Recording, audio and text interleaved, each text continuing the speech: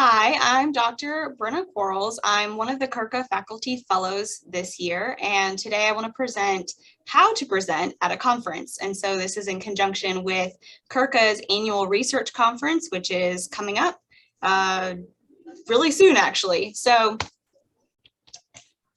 get my screen here.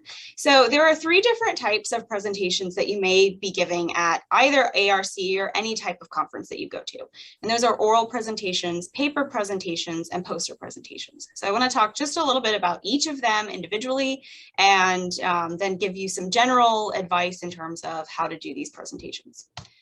So an oral presentation, generally you're placed in a session or a panel alongside other people that are in a similar discipline.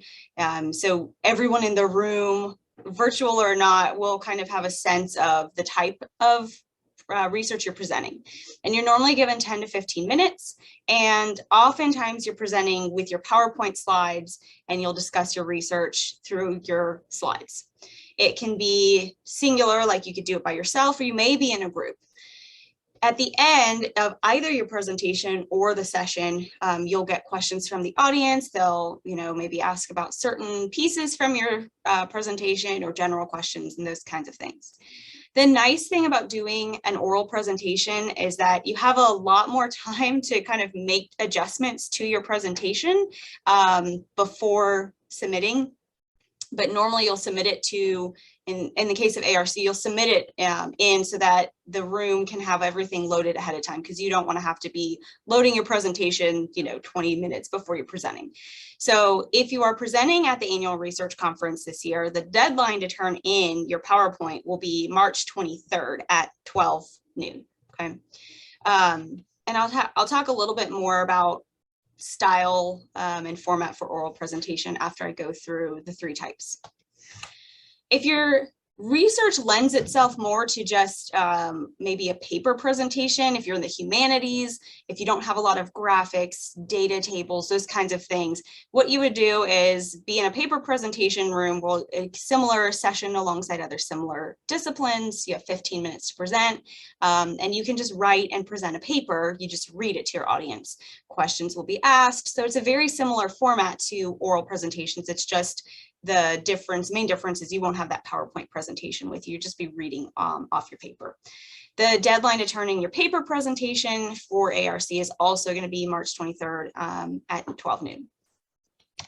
And then the last type of presentation is a poster presentation. So you'll be in a poster session, and again, there'll be different formats depending on what kind of conference you go to, but you'll be in an area where similar types of research are being done, or maybe it's just all undergrad research. You stand in front of your poster, and you may or may not give any kind of short, what we call elevator speech, but people will just walk by your poster. They'll look at it and they may engage with you on their own. You may have to engage them. Sometimes they want your elevator speech in terms of, tell me about your research. And then you're going to go through your poster and tell them about what the research was, what the important data points are, anything that you want to point out. Some people might say, oh, I'm just looking, or they just want to read through it themselves. And then afterwards, they may have questions about it. They may ask specific things that they read. So it's much more informal than an oral presentation, because you're just going to kind of be chatting with people as they come and go. People kind of stroll up and down the posters and maybe stop, maybe won't. So there's just a different flow to it. For your posters though, and this is just from years of going to poster presentations and making posters, try to keep text minimal and keep the poster from feeling too busy. So if there's mostly just words on the poster, it won't catch people's attention. It'll be harder to maybe point out the highlights of your research if it's just a lot of text. But then on the other hand, you don't want so much stuff on there that it's just too much information for a poster. So there's a nice balance, and oftentimes your research mentor should be able to give you that feedback on whether or not it's too much text or maybe it's too much information. But there's a good balance you want to try to find on those posters so that you don't have to worry about one or the other, people just passing it by because it's not eye-catching or it just feels really busy and they feel like they don't even know where to begin in terms of looking at it. But it's a really nice way, especially for those of us in sciences, to present, because you have a lot of tables, you have a lot of figures and graphs and so forth. And so it's an easy way to present all your research in a very condensed format. So I don't know.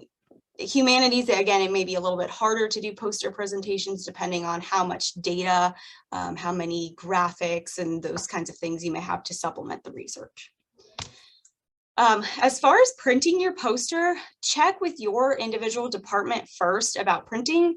Oftentimes departments will have their own way of getting posters printed. If for some reason the department can't handle getting it printed or the deadline to get it turned in, you can check in with the CURCA office about that, and they can kind of help figure that out. You can email it to curca@ung.edu. There are standard templates for like a standard poster template online for UNG, but the printed size, so if you're printing in your department, the printed size should be 3 by 4 feet. Okay. I don't know if Allison would like to put any other information in or contribute in terms of getting it to CURCA, other than it needs to be in by Monday, March 14th, if you want it printed by the office. Is that correct? That's correct. Yeah. So if you could just email it to the CURCA@ung.edu and just make sure it's a PowerPoint 16 by 9 size. You know, you could use the UNG template or create it yourself, but get it by that deadline and we'll be able to print it out and get it there in time, you know, but just make sure you reach out to us and get it within that size. If you do a PDF, I think we can do a PDF as well, but I would just do both a PowerPoint slide and a PDF and see which one prints better for us. And we'll print it out in 3 by 4 and have it for you ready day of. Perfect. And if they're presenting or they're printing their own, do they bring that with them to the poster session? That's correct. We'll have all the easels set up and all the poster boards set up, and we'll have clips on the poster boards. So they would be coming, I'm not sure exactly what time. I don't think we've laid that out yet, but usually the poster session is around 11:30 or noon. It starts.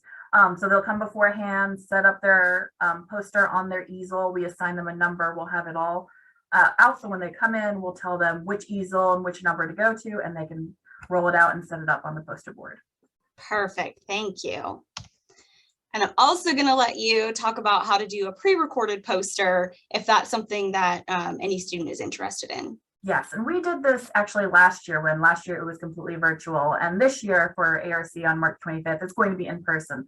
But if you would like to have a pre-recorded poster that we put on our stream channel and then also upload onto your event in Digital Commons, which is where you uploaded your abstract, we can do that. You can follow these links. You can access for the PowerPoint afterwards. That way you can go to Microsoft Stream.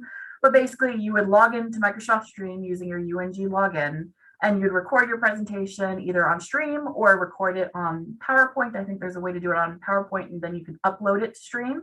And then you would just share that video with our channel, which is 27 Annual Research Conference on Microsoft Stream, and then give curca@ung.edu permission so we can download that file and then upload it. And that way, when we put everything together on Digital Commons, we'll show the master calendar there, the master schedule, excuse me, and it will list your video as well. So that way people can watch it even after the conference is over or even before the conference begins. And I would say, I know I didn't put a date on here, but I would say the week of, so maybe March, looking at it here, March 21st, if you could do the 21st to the 22nd to let us know that you're sending that and you'd like to record your poster and have it online, that would be great to let us know so we have time to put it up on Digital Commons. Perfect. Thank you. Okay, so those are the 3 types of presentations that you might be giving either at ARC or at a future conference at a later time. So what are kind of my main tips or tricks or whatever for presenting? One of my biggest pieces of advice is to practice. The more you practice, the smoother it will go. And this is probably more so for the oral presentation, but also for, especially if you're presenting a paper, you want to practice reading that so that you have good timing and good flow to that as well. But even with a poster presentation, if you're putting a couple minute elevator speech together, practicing that or practicing with your poster in front of you is just going to be a really good way to make sure that you come across as knowing what you did and are, you know, speaking intelligently about it. You did the research, you do know it, but sometimes the way you present can make it seem, I don't know, maybe not as strong. So practicing will be a really great way to overcome that. You want to look at where you want to pause in your presentation. You want to make sure that what is on your slides is going to be the things that you're highlighting. What are you drawing attention to? What's important information on every slide needs to get highlighted before moving on. It's also really good to transition, have good transitions between slides. If you're presenting background information, then you want some kind of segue or lead into, you know, now taking that information in mind, we just set out to prove XYZ or whatever, but you want some kind of transition, not just click the next slide, read the title, read the information, click the next slide, read the title and so forth. The more you can make it sound almost conversational, the better flow it will have. And the more you'll tend to keep people's attention as well. It's really important to not read too much off the slides. If all you do is stare at your screen and read word for word and you don't contribute anything else beyond what's bullet pointed on the screen, it's going to come across as really stiff and really stilted, and it, again, just won't have a good flow. I would practice in front of a family member or a friend, because sometimes you think you're explaining something well, but maybe it doesn't come across that way, or maybe you realize that, you know, your transitions aren't as good, or your friend or your family member can help maybe draw attention to some of those things. They're not experts on your topic, but they can certainly help in terms of, oh, well, you were talking about this, you mostly read off your slides, or you showed some figures that you didn't really mention. Are they important? You know, so you want to kind of keep those things in mind. Also, when you're doing your practice runs or whatever, pay attention to the time. You normally have a time limit for these presentations. For ARC, it's 10 to 15 minutes, right? You don't want to be way under the time limit, but you also don't want to be way over the time limit, because in other conferences, I don't know if ARC will cut you off, but in other conferences, you'll just get cut off. They'll just stop you and your presentation will be over wherever you are. So you want to make sure that you're following really nicely within that 10 to 15 minute window. Also be aware that this is true for even myself, but most people, when they practice, will, maybe you practice and it's 15 minutes long.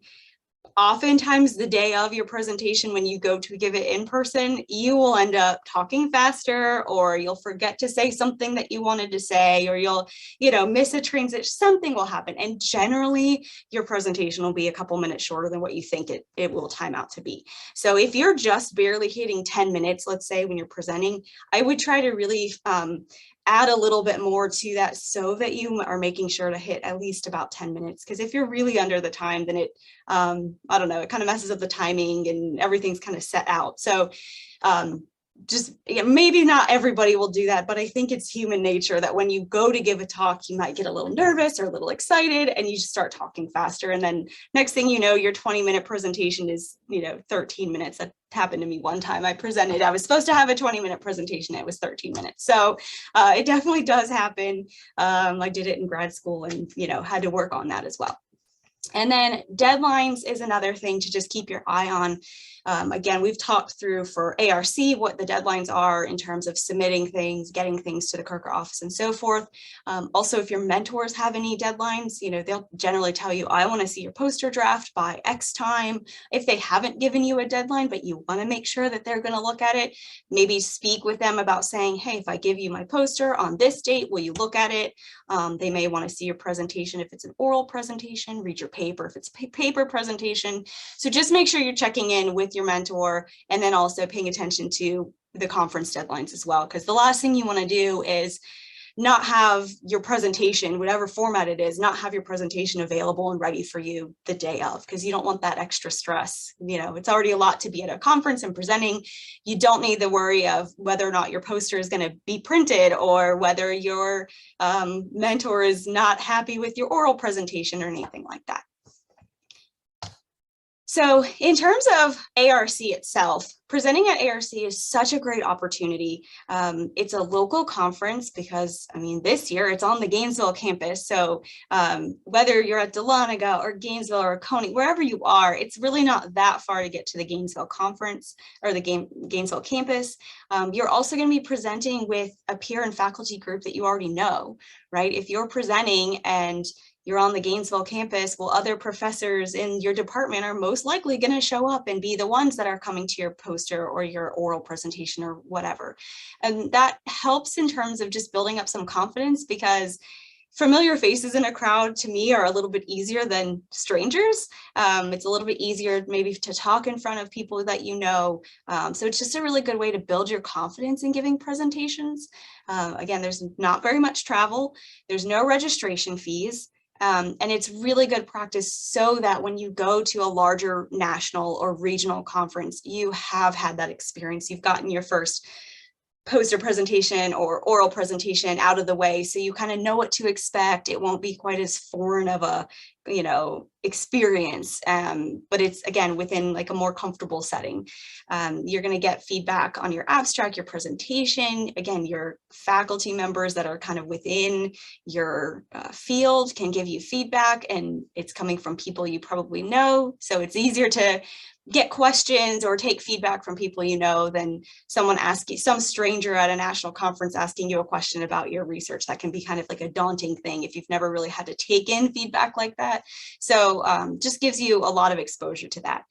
The awesome thing about ARC is it's free and open to the public, which is pretty much, not true of any other conference you go to. You have to pay lots of money to present. Even if you just want to attend, you have to pay money. ARC is totally free to the public. So your friends, your family, people that would generally not get to see your presentation can come and they can support you, which is a really great thing. Again, just to have more of a personal feel to the conference and just the whole experience. So it's a really great opportunity. And if you're presenting at ARC this year, it's going to be a great way for you to get your feet wet in terms of giving presentations. So our CURCA 27th Annual Research Conference is March 25th, 2022. It's from 9 to 3. And it's, again, free and open to everybody, and it'll be in the Nesbitt building on the Gainesville campus. So even if you're not presenting at this ARC, come check it out, come see what it looks like, get the feel of it. Maybe if you've got a friend who's presenting, come see that, check it out, and consider presenting at the next one. If you have any questions, the best way to get those questions answered will be to contact CURCA, the CURCA office. We've got contact info listed. You can also follow CURCA on social media. And my name is Dr. Quarles, and you can also email me directly if you have any other questions about presentations or presentation techniques or anything like that. I'm more than happy to answer any questions through email as well. Well, thank you so much, Dr. Quarles. The only other thing I wanted to say is for all the students who have submitted their abstracts will be hopefully registering decisions within the next week and a half or so. And with that, whether you chose to do an oral presentation or a poster presentation, we'll put some of these deadlines and instructions on when we need certain things by, when to arrive, and what to bring and everything. So that information will be in those emails as well. Thank you so much. I appreciate you walking us through this, sharing your tips and tricks on how to present. Thanks.